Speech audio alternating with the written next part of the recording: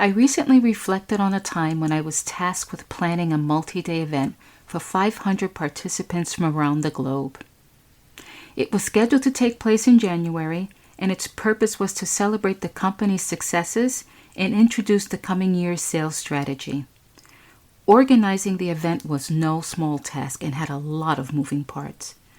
I had to collaborate with sales leadership and product marketing to design the event agenda, content, and messaging. I identified, negotiated, and purchased services from a variety of vendors, including hotels, entertainers, caterers, transportation companies, and the like, to support the event. This event took months to plan, and I even had to work through the Christmas holidays to meet the deadline. It went off without a hitch and was a resounding success. The entertainment was amazing. The sales community was pumped up and motivated to sell. A senior executive congratulated me on the success of the event, and I responded by saying, "Thanks, it wasn't a big deal." What was I thinking? Why did I choose to play small? Why did I downplay my achievements? Find the full transcript and other resources for women leaders at livingwhileleading.com/3. You're listening to Living While Leading with your host, Sharon Ehrlich, where I help women IT executives gain more control over their careers and carve out time to care for themselves and family.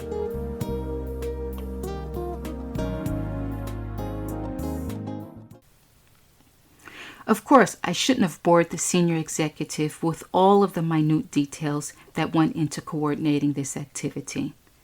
But I could have articulated how much time and resources it took to plan it.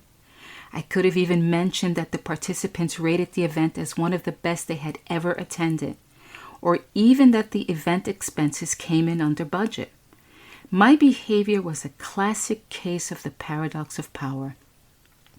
This refers to the phenomenon where women leaders feel like they have to downplay their achievements and play small to avoid being perceived as intimidating, aggressive, or arrogant.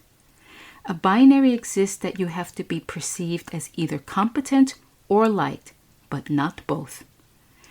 When you ask for what you want, you're labeled as domineering or ambitious. Is it any wonder you play small? Playing small can be a significant barrier to your continued professional growth. There's lots of talk about imposter syndrome, which effectively puts the blame on women for doubting their abilities and feeling inadequate.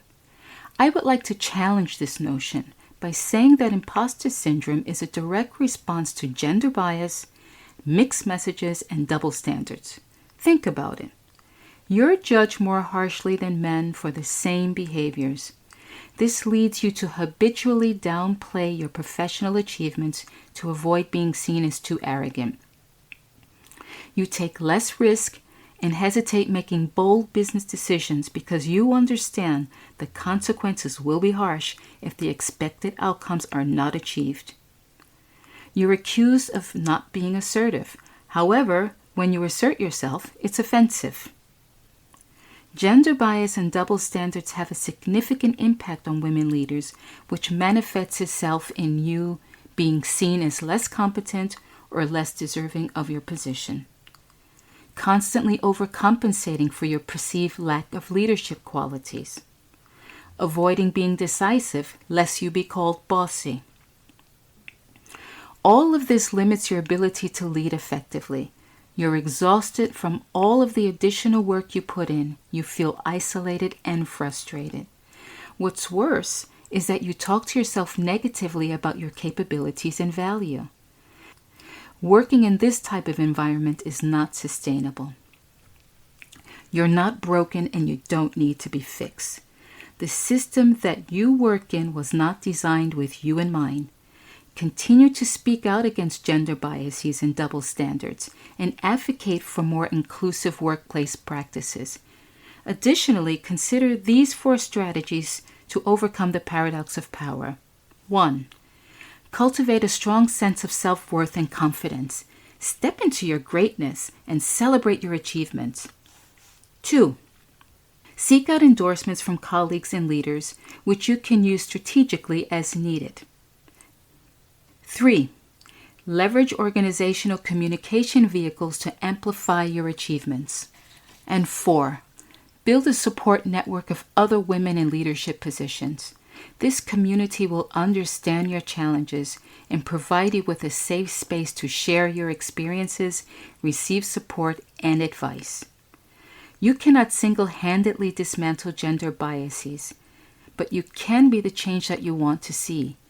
Own your achievements, amplify your awesomeness, and set an example for the next generation of women leaders. Remember, you are the solution to claiming what's important to you.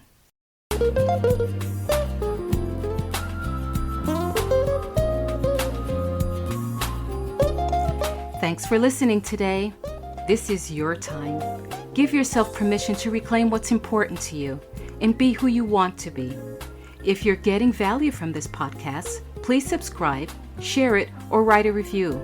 And connect with me on livingwhileleading.com or on LinkedIn. And don't forget to tune in next week.